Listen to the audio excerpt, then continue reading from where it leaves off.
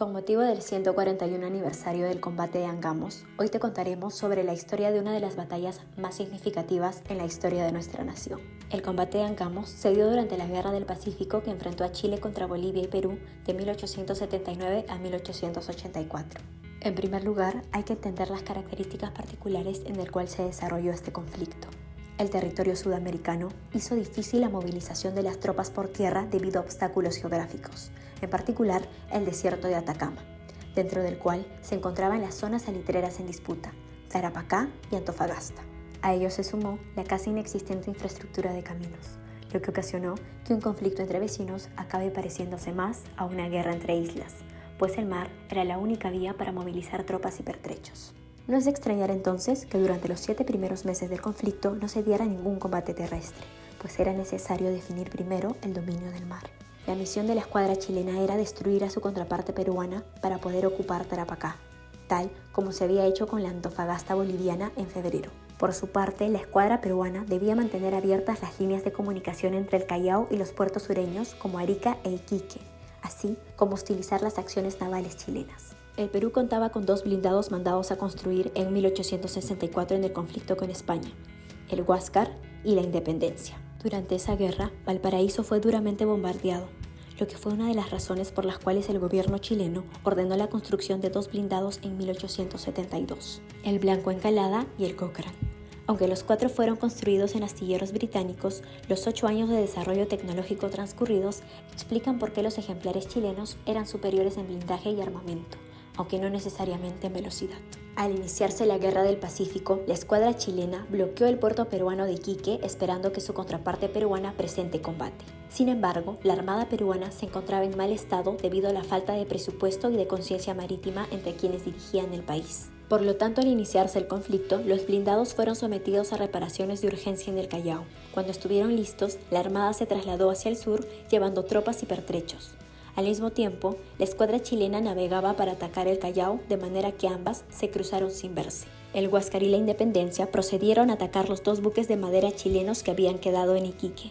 Pero si bien en el combate de Iquique el primero hundió a la Esmeralda, en el combate de Punta Gruesa, la Independencia chocó con una roca submarina, perdiéndose así la mitad de los blindados peruanos. De mayo a octubre, el Huáscar comandado por Grau mantuvo en jaque a la escuadra chilena en lo que se conoce como las correrías del Huáscar. Se bombardearon instalaciones militares, se cortaron cables de comunicación y se capturaron o hundieron embarcaciones chilenas. Particular consternación causó la captura en julio del transporte Rímac por parte del Huáscar y la corbeta Unión, pues a bordo se encontraba el escuadrón de caballería Carabineros de Yungay. El principal problema de la escuadra chilena era que por el tiempo transcurrido, los cascos de los blindados se encontraban invadidos por organismos marinos, lo que reducía su velocidad.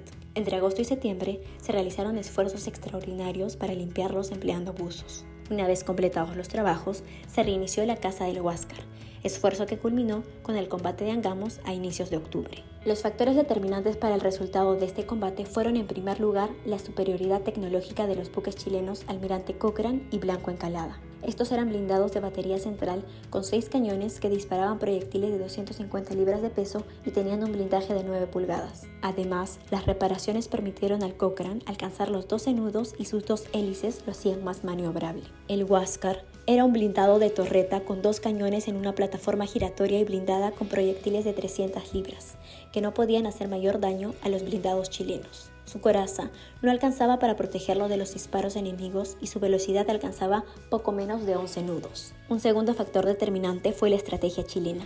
La escuadra chilena fue dividida en 2 divisiones, la primera a cargo del comandante en jefe de la escuadra, Galvarino Riveros, e integrada por el Blanco Encalada, la Covadonga y el transporte Matías Cousiño. La segunda estaba a cargo de Juan José Latorre y era integrada por el Cochrane, la corbeta O'Higgins y el transporte Loa. El plan contemplaba que la primera división batiera la costa para forzar al Huáscar a escapar hacia el norte donde lo estaría esperando la segunda división. En la madrugada del 8 de octubre, el Huáscar y la Unión se encontraron con el Blanco y sus consortes, logrando escapar hacia el norte con comodidad.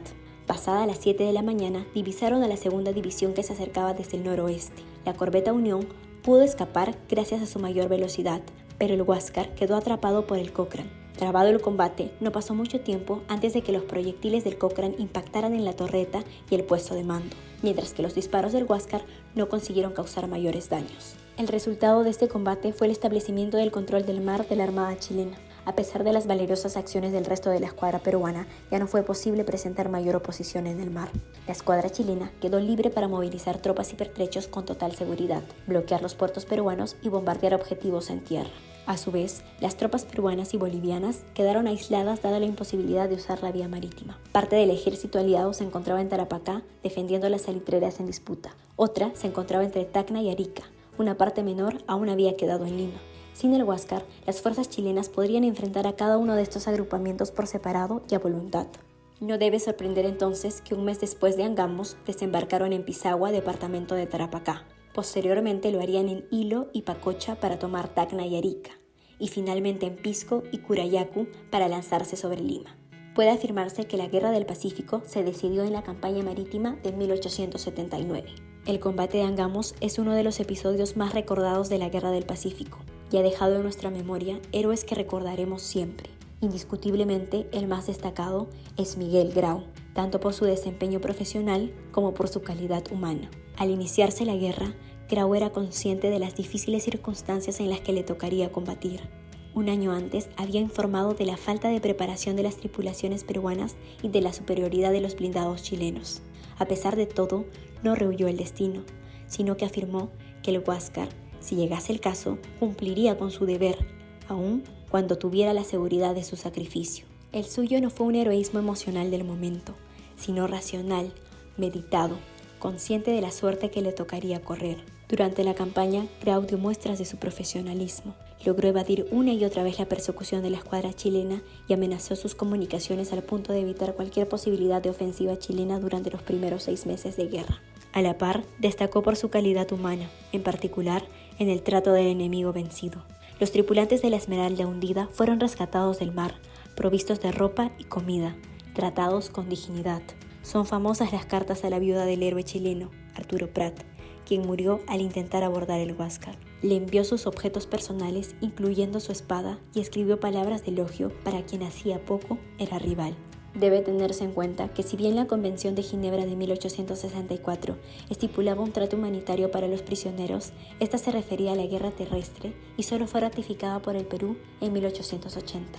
De esta manera, Grau no actuó por obligación legal, sino por nobleza personal. A fines de agosto de 1879, el Congreso aprobó su ascenso al grado de contraalmirante, pero Grau renunció a la insignia y privilegios del rango, incluyendo el aumento de sueldo, para mantenerse al mando del Huáscar. Preparó así su camino al sacrificio. Del lado chileno, el personaje más destacado fue el capitán de fragata Juan José Latorre. Cuando comenzó la guerra, era comandante de la corbeta Magallanes. Como tal, escapó a la persecución de los buques peruanos Unión y Pilcomayo en el combate de Chipana. En el segundo combate de Iquique, en julio, evadió exitosamente los intentos del Huáscar por espolonearlo tras una sorpresiva incursión de madrugada del Monitor. En mérito a sus logros, fue ascendido a comandante del blindado Cochrane. Su asistencia fue fundamental en el diseño de la estrategia que permitió acorralar al Huáscar. El buque, bajo su mando, infligió daños decisivos al Monitor, antes de que pudiera intervenir el Blanco Encalada o algún otro buque de la escuadra chilena. El otro gran personaje que merece ser reconocido es la tripulación del Huáscar. El desempeño de un buque de guerra no es consecuencia del accionar individual, sino del trabajo conjunto. Se trata de sistemas complejos que requieren mano de obra entrenada y una firme disciplina para poder desempeñar tareas complejas como operar la maquinaria, disparar el armamento u orientarse en el mar. En el caso del Monitor, se requerían cerca de 200 personas para operarlo, la mayoría peruanos y unos 40 extranjeros para suplir la falta de personal técnico. Hagamos el ejercicio de imaginar tal cantidad de personas en un buque pequeño, de unos 60 metros de largo por 10 de ancho, con el calor generado por las máquinas a vapor, el humo de la pólvora de los cañones, entre otros factores, para hacernos una idea del sacrificio que implicaba. En Angamos, los oficiales mantuvieron la cadena de mando hasta el final. A la muerte de Grau lo reemplazó Elías Aguirre, quien murió en una explosión que también hirió gravemente a quien le seguía en rango, Melitón Carvajal. Asumió el teniente José Rodríguez, quien murió poco después. Lo reemplazó el teniente Enrique Palacios, que fue herido de gravedad. El último en asumir fue el teniente Pedro Garezón, quien ordenó hundir el buque.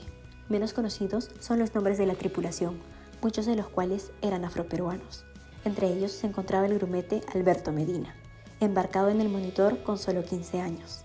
Destacó por su valor en combate. Fue capturado en Angamos y murió en 1948 como el último sobreviviente del buque. Como nos cuenta Víctor Torres Laca, profesor de Historia de la PUC, la Guerra del Pacífico proporcionó una mejor base que la independencia para la construcción de un discurso de unidad nacional, y el combate de Angamos forma uno de sus argumentos centrales. Ante la emergencia y las derrotas, hubo personas que huyeron del deber, otras que priorizaron las rivalidades entre compatriotas antes que la lucha contra el enemigo común. Incluso hubo algunas que optaron por colaborar con los chilenos esperando obtener algún provecho. Y sin embargo, también aparecieron personas, algunas conocidas, otras no, que pusieron a la patria por encima de todo. Al hablar de estos peruanos de Angamos, vale la pena recordar las palabras que dedica Jorge Basadre a Grau. Como del carbón sale el diamante, así de la negrura de esta guerra sale Grau. La posteridad ha indultado a su generación infausta porque a ella perteneció el comandante del Huáscar. Olvida desastres y miserias y la mira con envidia, porque le vio y le admiró. No es casualidad que Grau tenga un feriado nacional. Él simboliza lo mejor de nosotros, lo que muchos no fuimos, pero lo que quisiéramos haber sido. En el lado negativo, Angamos y la guerra han sido empleadas para perpetuar la imagen de Chile como el enemigo. En la historia escolar se nos suele enseñar a juzgar en términos absolutos los buenos y los malos, los héroes y los villanos. Ya viene siendo tiempo de dejar de lado estas viejas enseñanzas y reconocer que la guerra como la vida mostró matices en ambos bandos.